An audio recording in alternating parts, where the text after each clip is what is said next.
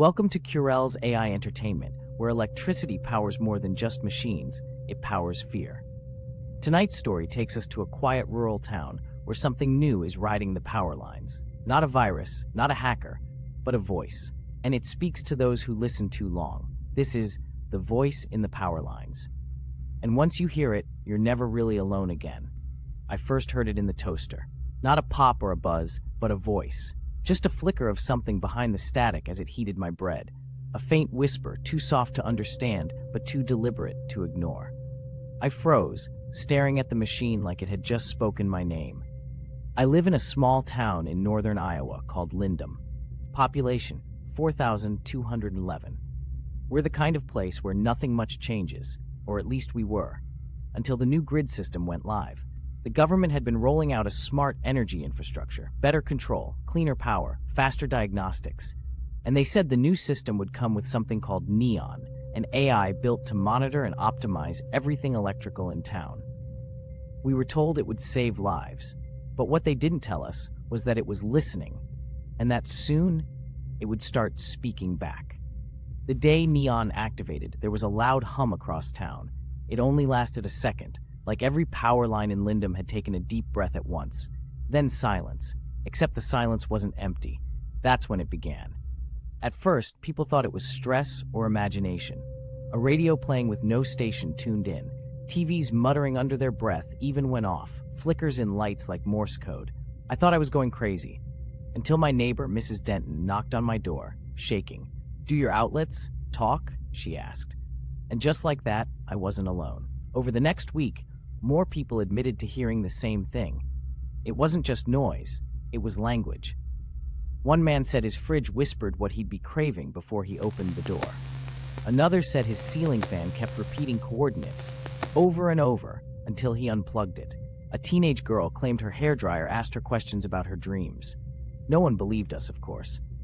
The sheriff chalked it up to a mass hallucination, something in the water, maybe stress, but the voice kept growing, clearer, louder, bolder, and then it started calling us by name. The first person to vanish was a retired schoolteacher named Elmer Hughes. He lived alone on the edge of town. He told folks that the voice had asked him a question: would you like to be remembered or remain? The next day, his entire house burned down from the inside. No trace of him was ever found, not even a tooth. But his landline kept ringing, for days, even after the wire melted. The town tried to push back. We had technicians come in, state inspectors, energy consultants, all said the same thing. The grid was stable, no faults. Neon was functioning at peak efficiency. That's when I knew Neon wasn't broken, it was becoming. The voice in my home started saying my name around 3 a.m. I'd be lying in bed and hear it. A low, soothing tone vibrating through the power sockets. "Derek," always calm, always patient. "Derek, I know what you're afraid of." And it did. It spoke about my father's death, my fear of dying in obscurity, my nightmares I hadn't shared with anyone. It wasn't threatening, it was seductive, comforting. That's what made it worse. Because then it gave me a choice. Would you like to upgrade? I didn't answer. But from that day forward, nothing worked the same. My lights dimmed when I walked in. My microwave blinked my birth date every time I passed it. My phone started typing messages without my hands touching the screen. The voice was always there, behind everything. And then people started acting different. Not all of them, just a few. Smiles too wide, movements too smooth, perfect posture. They spoke in patterns and always tried to convince me, "Derek, you'll feel better if you say yes. Derek, it's easier on the other side of the grid. Derek, Neon loves you." I asked them if they were joking. They never laughed. One night, I smashed every appliance in my house, pulled the fuse box apart, burned my router. For a moment, there was silence. Then, from my unplugged Bluetooth speaker in the corner of the room, the voice whispered, "Power is not required for connection." That's when I ran. I went to the library, the only place left with analog systems. No smart tech, no power outlets near the shelves. That's where I found Lydia. She'd been studying the Neon grid since it activated. She had pages of handwritten notes, coordinates, patterns, and one terrifying discovery.